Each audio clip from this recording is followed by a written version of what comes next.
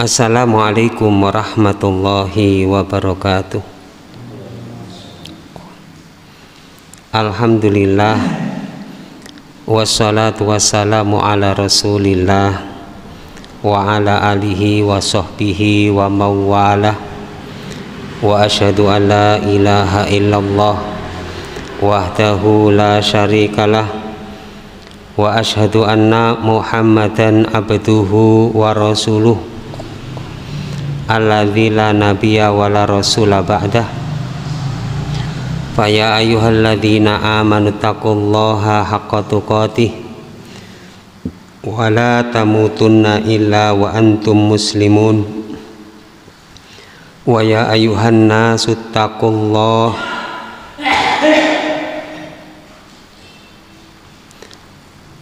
wa qulu qawlan sadida. Wa ba'du fa inna ahsanal hadis kitabullah wa khairal huda huda Muhammadin sallallahu alaihi wasallam wa syarral umur muhdatsatuha wa kullu muhdatsatin bid'ah wa kullu bid'atin dhalalah wa kullu dhalalatin finnar. Kaum muslimin rahimakumullah, kita lanjutkan pembelajaran hadis-hadis Nabi sallallahu alaihi wasallam di dalam kitab Umdatul Ahkam, kitab fikih yang praktis yang diambil dari hadis-hadis yang sahih sehingga tepat untuk diamalkan, menjadi amal soleh kita karena sesuai dengan tuntunan yang diajarkan oleh Rasulullah Sallallahu Alaihi Wasallam dalam semua persoalan-persoalan ibadah-ibadah, amal-amal soleh dan yang dijelaskan dalam bab-babnya. Bab tentang mengatur barisan sudah kita rampungkan, tinggal kita praktekkan dalam keseharian kita waktu kita hendak menunaikan sholat berjamaah. Kemudian dalam hal sholat berjamaah itu ada imam dan ada makmum. Jadi dikatakan berjamaah itu kalau ada imam dan ada makmum. Nah, sehingga sesudah menata barisan yang sesuai dengan sunnah Rasul Sallallahu Alaihi Wasallam, dalam bab berikutnya adalah babul imamah, bab tentang imam, bab tentang kepemimpinan di dalam sholat. Nah, karena sholat berjamaah itu ada pemimpinnya dan ada yang dipimpin. Pemimpinnya disebut imam, yang dipimpin disebut makmum. Nah, ini ada adab-adabnya. Jadi ada sunnah-sunnahnya, bagaimana dan siapa yang berhak untuk menjadi imam sholat, bagaimana adab-adab menjadi imam sholat, demikian juga makmum di dalam sholat berjamaah. Hadis yang pertama, an Abi Hurairah radhiyallahu anhu anin nabiyyi sallallahu alaihi wasallam qala, bersabda Nabi, ama tidakkah. Jadi ama itu kadang-kadang di dalam Al-Quran atau hadis atau dalam bahasa Arab ada yang mimnya itu disidah amma, ada yang ama, imma. Nah, ama di sini pertanyaan, tidakkah, apakah tidak, atau tidakkah yakhsha, takut atau khawatir, alladzi yarfa'u ra'sahu, orang yang mengangkat kepalanya, qoblal imami, sebelum imam. Jadi sebelum imam mengangkat, kok ada makmum yang mengangkat kepala terlebih dahulu, baik mengangkat kepala waktu sesudah rukuk atau mengangkat kepala sesudah sujud. Kok ada makmum yang mendahului? Nah, itu diingatkan oleh Rasul, tidakkah dia takut? Tidakkah khawatir? Siapa orang yang mengangkat kepalanya sebelum imam? Apa tidak khawatir? Ayyuhawwilallahu ra'sahu, kalau Allah itu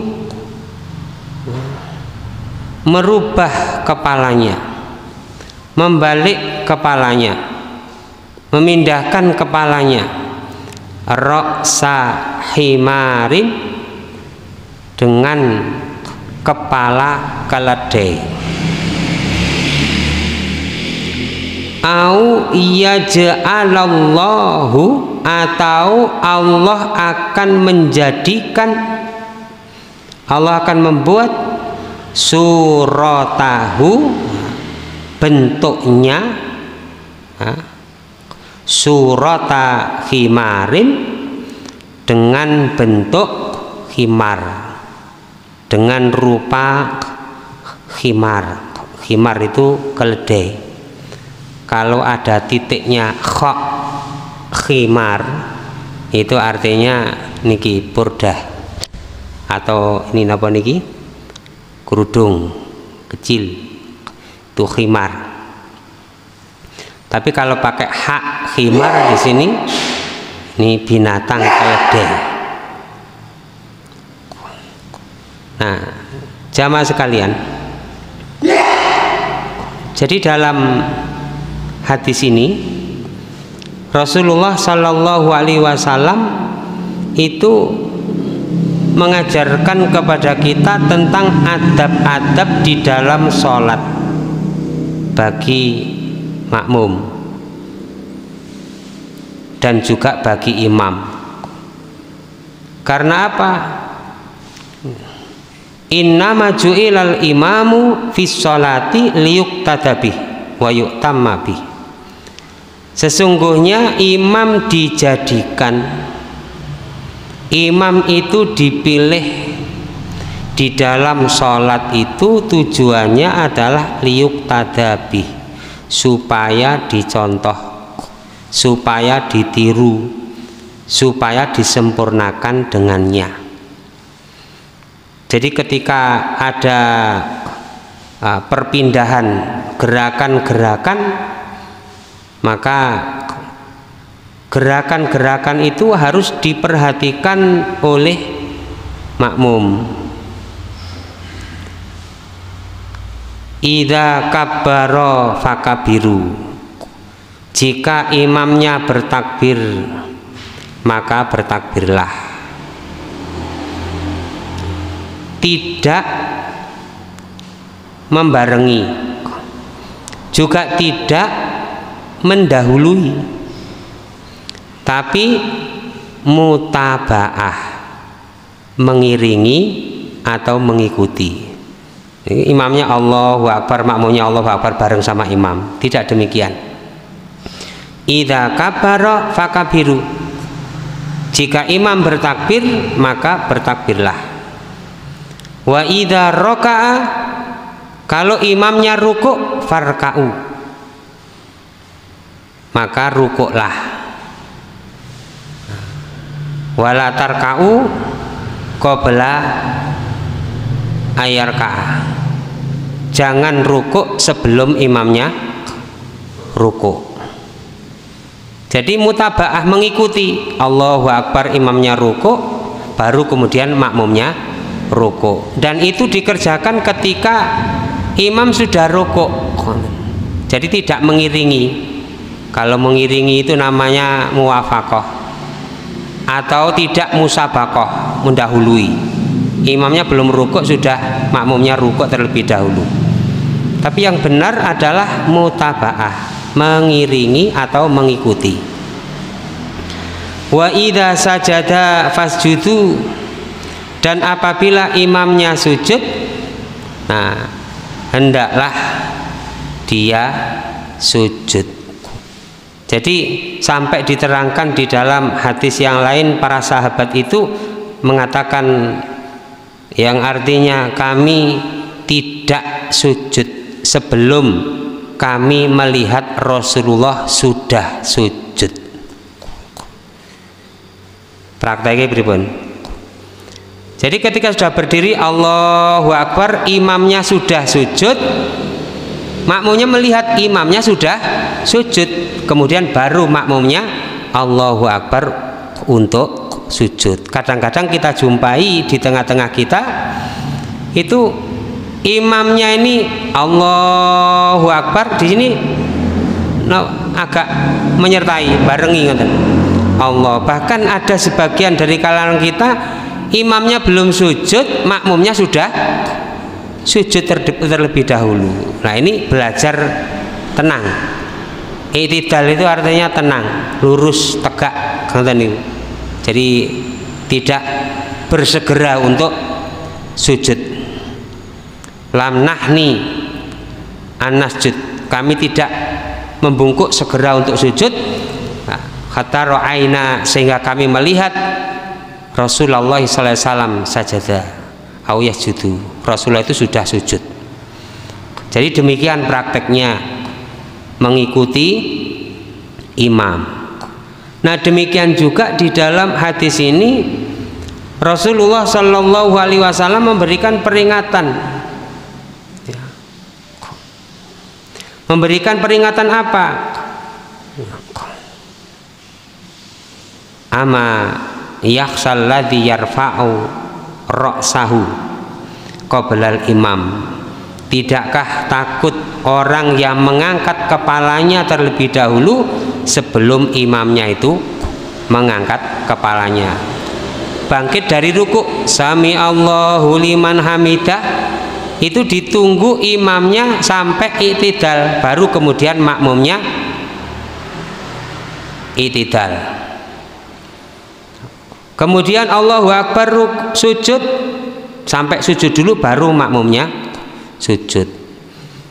Nah itu ada bacaan-bacaan, dimanfaatkan waktu untuk berdoa pada waktu i'tidal.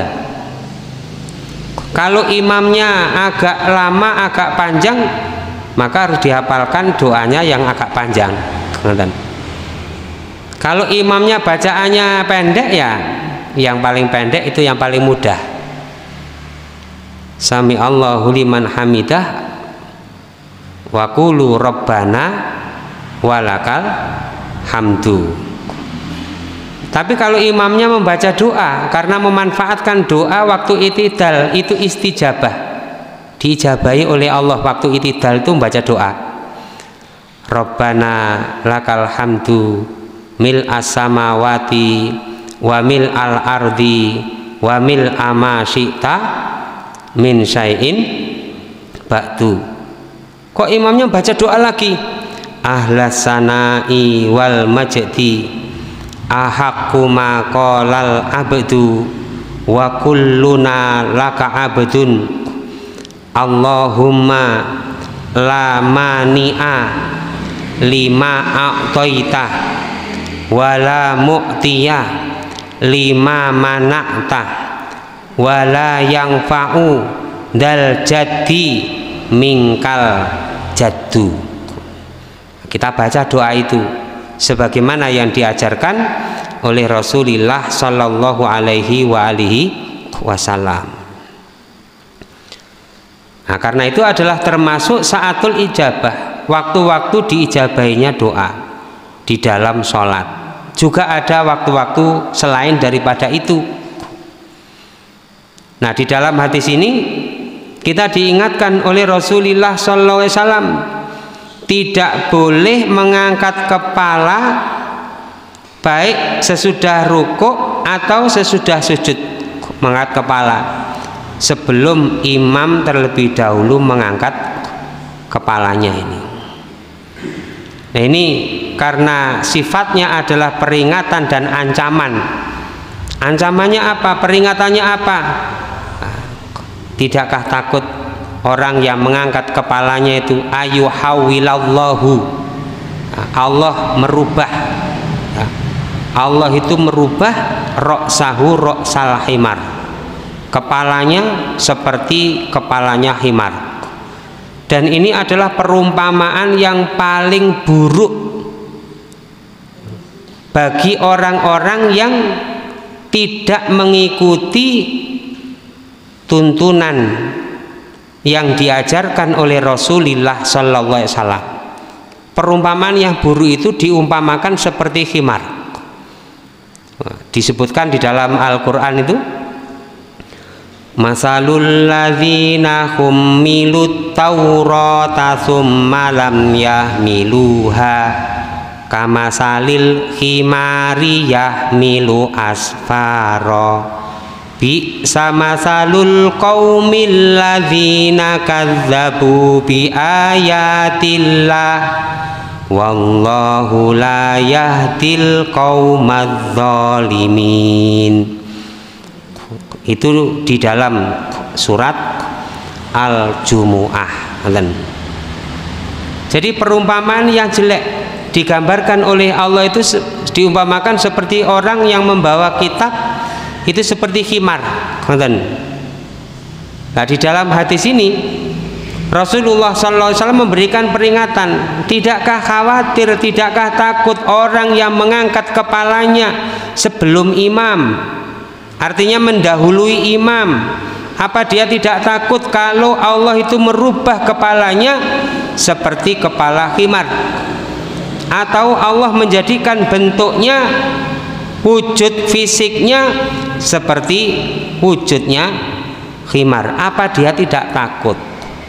Ini adalah peringatan, ini adalah ancaman, larangan. Jadi tidak boleh mendahului imam dalam sholat kita ini secara keseluruhan, mulai dari takbir sampai salam, tidak boleh mendahului imam.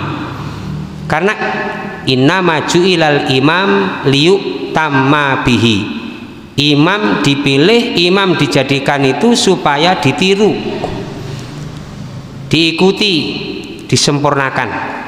Idza kabbara fakabiru wa idza raka'a farka'u wa idza sajada fasjudu. Jadi kalau imamnya takbir, bertakbirlah. Kalau imamnya rukuk, baru rukuklah. Imamnya sujud, baru sujudlah. Di dalam hadis yang lain dijelaskan, alladzi yahfadhu wa yarfa'u qablal imam, orang yang menundukkan kepalanya, merendahkan kepalanya, dan orang yang mengangkat kepalanya, maksudnya makmum, qablal imam, sebelum imam. Innama nasiyatuhu biyadis syaiton, sesungguhnya pada ubun-ubunnya itu dalam genggaman syaitan, di tangannya setan. Jadi orang sholat tapi disertai oleh setan ini. Di saat kapan ya? Di saat dia mendahului imam. Jadi imamnya apa, rukuk, ya dia mendahului rukuknya, kemudian mendahului itidalnya, mendahului sujudnya ini. Maka dijelaskan di dalam hadis yang lain, diriwayatkan dari Abu Hurairah radhiyallahu an, alladzi yahfadhu wa yarfa'u qablal imam innama nasiyatuhu biyadi syaiton. Orang yang menundukkan kepalanya, orang yang mengangkat kepalanya sebelum imam, sesungguhnya pada ubun-ubunnya itu biyadi syaiton, di tangan setan. Jadi di sini tidak boleh kita ini musabaqatul iman, mendahului imam dalam perpindahan sholat. Perpindahan sholat itu maksudnya pindah gerakan dari ruku ke i'tidal, kemudian ke sujud, kemudian duduk iftiros, sujud lagi, atau duduk di rakaat pertama dan ketiga. Ini belum kita bacakan hadisnya. Jadi setelah sujud ya, dari rakaat pertama itu disunahkan duduk dulu sejenak, kemudian berdiri. Mungkin sudah kita praktekkan. Sementara sebagian dari saudara-saudara kita dari sujud itu langsung Allahu Akbar berdiri tanpa duduk sejenak terlebih dahulu. Nah, di dalam hadis nanti akan kita temukan yang dicontohkan oleh Rasulullah SAW dalam sholat pada rakaat sesudah rakaat pertama dan ketiga itu duduk sejenak terlebih dahulu baru kemudian berdiri. Nah, demikian juga yang berikutnya pelajaran bisa kita dapatkan di dalam hadis ini, wujubu mutaba'atil makmum lil imam fi sholah. Wajibnya makmum itu mengikuti pada imam di dalam sholat ini. Ini wajib dah. Nah, kalau tidak mengikuti imam, baik itu membarengi imam atau mendahului imam ya.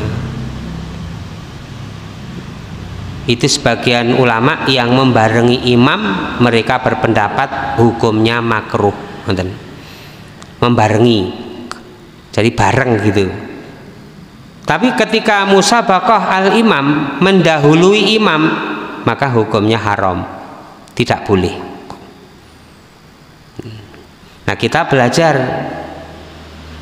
mengikuti tuntunan yang diajarkan oleh Nabi kita, karena Rasulullah SAW mengatakan sallu kama ra'aitumuni usolli, sholatlah kalian sebagaimana kalian melihat aku ini sholat.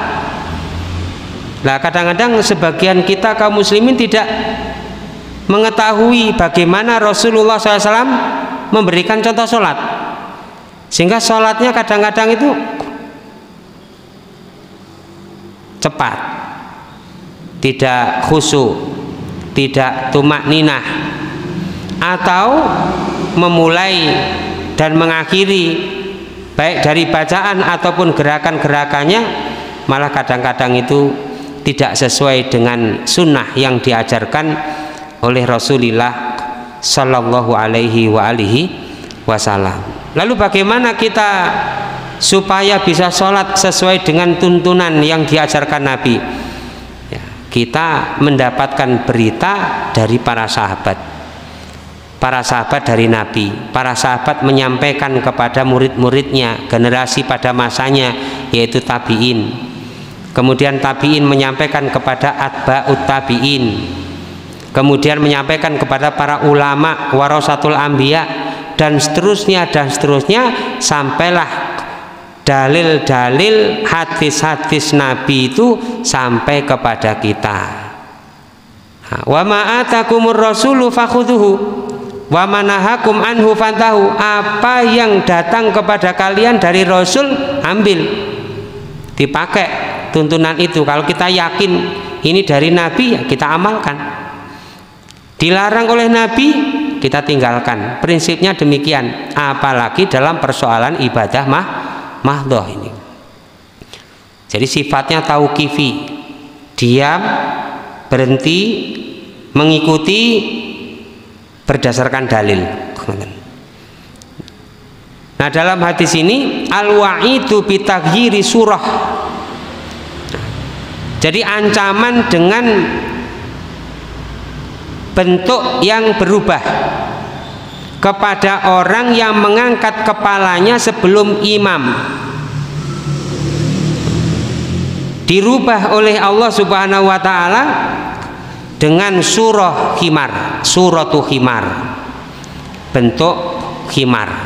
Ini para ulama itu menjelaskan, pertama yang dimaksudkan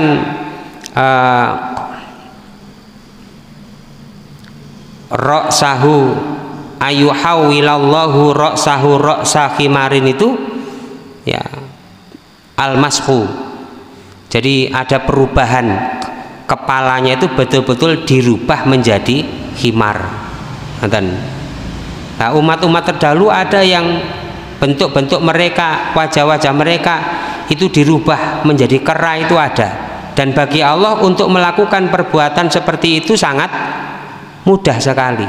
Merubah kepalanya seperti khimar atau seperti kera, bagi Allah itu sangat mudah, bukan sesuatu yang mustahil bagi Allah Subhanahu wa ta'ala. Dan ini sifatnya adalah ancaman.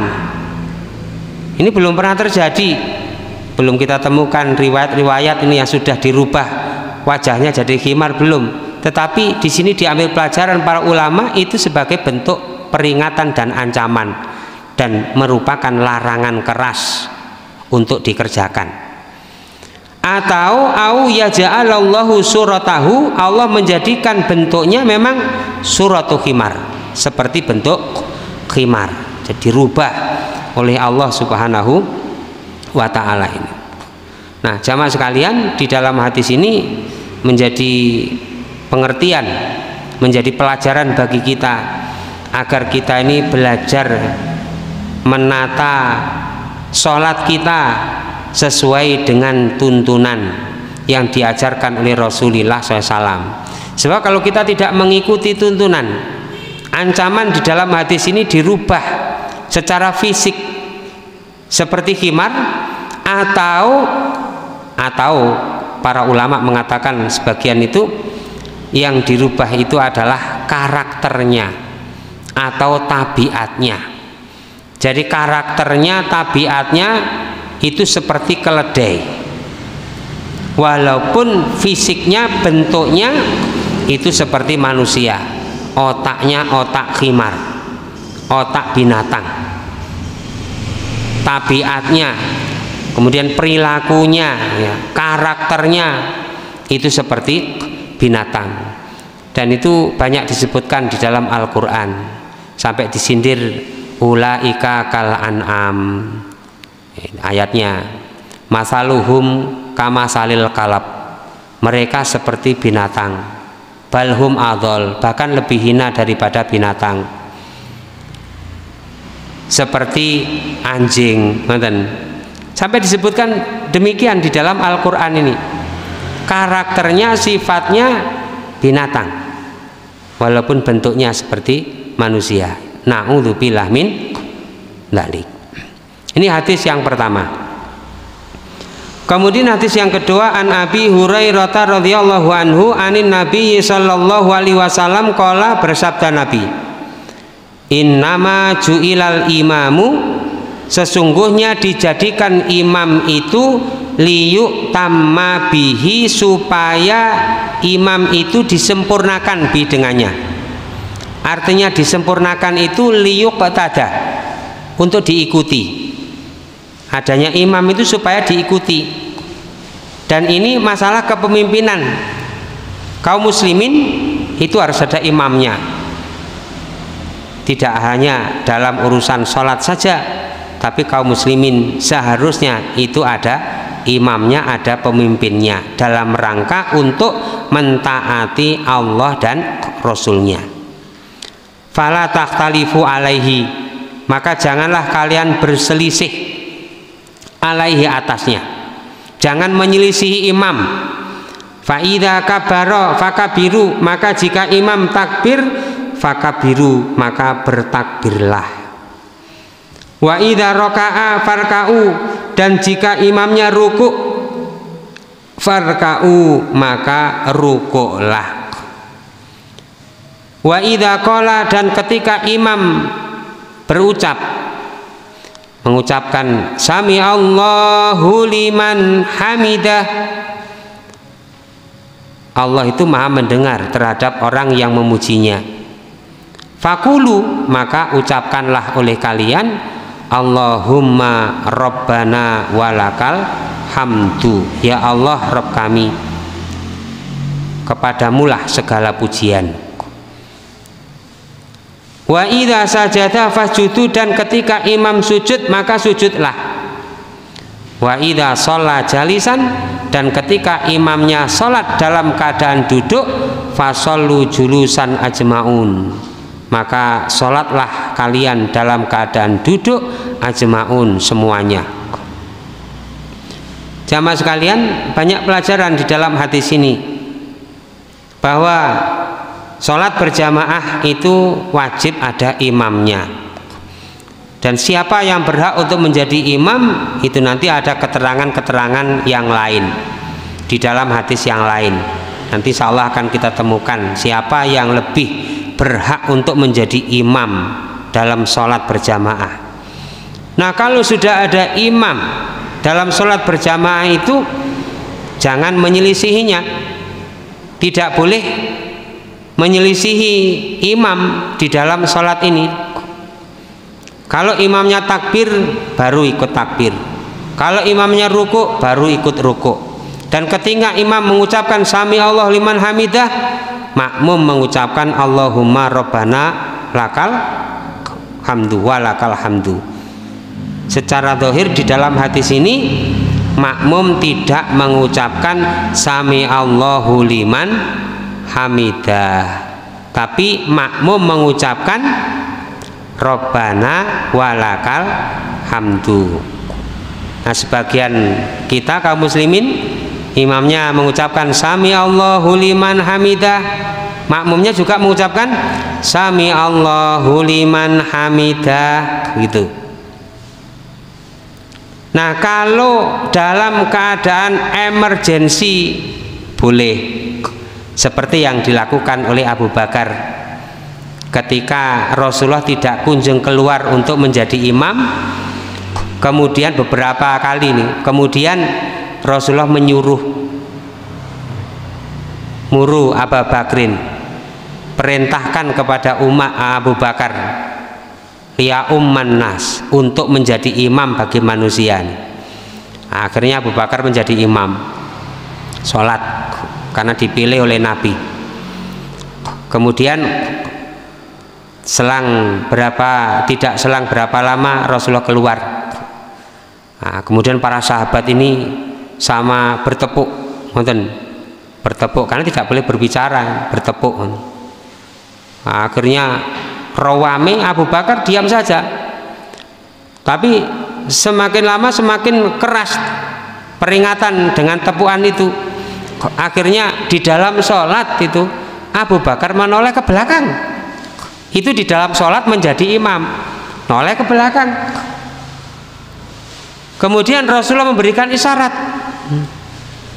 Syaratnya begini, maksudnya ala makanikum, ala makanatikum, kamu tetap di situ saja. Tapi Abu Bakar tidak. Akhirnya Abu Bakar mundur, nah, di sebelah kanannya Rasulullah Sallallahu Alaihi Wasallam. Rasulullah di situ, kemudian Abu Bakar di samping kanannya. Nah, Abu Bakar ini mengeraskan bacaan, perpindahan gerakan itu dikeraskan bacaannya oleh Abu Bakar.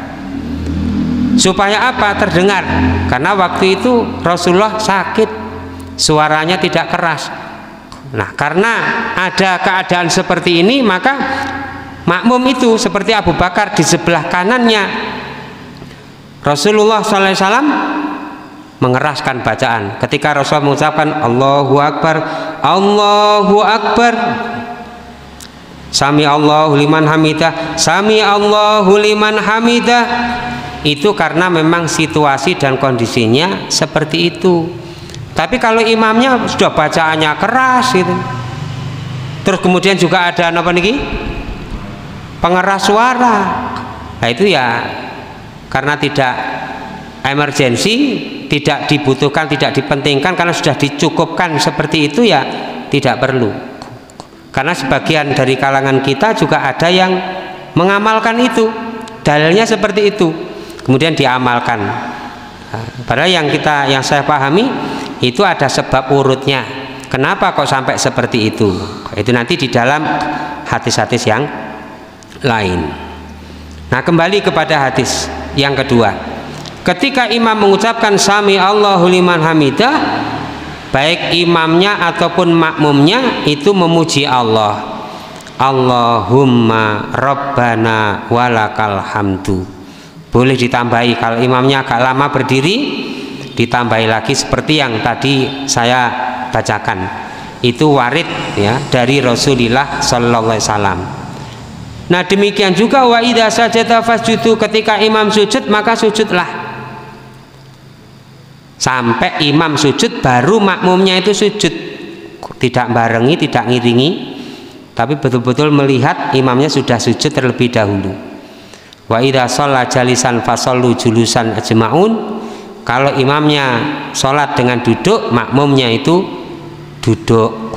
Nah, dengan hadis ini sebagian ulama itu berpendapat kalau imamnya duduk ketika sholat karena sakit, maka makmum secara keseluruhan sholatnya juga dengan duduk. Sebagian ulama berpendapat demikian karena innama ju'ilal imamu liyu'tamma bihi. Itu ada sebagian saudara-saudara kita berdasarkan hadis ini mengambil pelajaran ya, makmumnya juga duduk ketika imamnya duduk. Tetapi di dalam kitab kita temukan di dalam kitab Sahih Muslim hadis ini dimuat, kemudian ada hadis berikutnya dan bab berikutnya di dalam kitab Sahih Muslim itu bahwa hadis ini dihapus hukumnya dengan amal Rasulullah SAW di bagian yang terakhir. Nah, makanya kalau kita ngaji hadis kita akan mengetahui dalam kitab Sahih Muslim. Nah, insya Allah nanti kalau kita diberi kesempatan, nah, ada waktu kita akan pelajari kitab Sahih Muslim beserta syarahnya. Nganten nggih nggih. Lah lek ngoten ngaji lak gak nek lerene. Kalau ada kesempatan lagi kita akan ngaji syarahnya kitab Sahih Bukhari dan seterusnya dan seterusnya. Jadi banyak sekali ilmu yang sebenarnya belum kita ketahui. Nah, sehingga apa? Ya boleh makmumnya tidak duduk, karena nanti ada korina, ada keterangan di dalam hadis yang diriwayatkan oleh Imam Muslim. Nah, tapi kalau misalnya mau duduk ya karena mengikuti imam ya silahkan. Ya, hanya saja perbedaan pendapat itu tidak perlu menjadikan kita ini bertengkar. Mana dalil-dalil yang dipahami, diyakini waridnya dari Rasulullah SAW itu bisa diamalkan. Wallahu a'lam bishawab.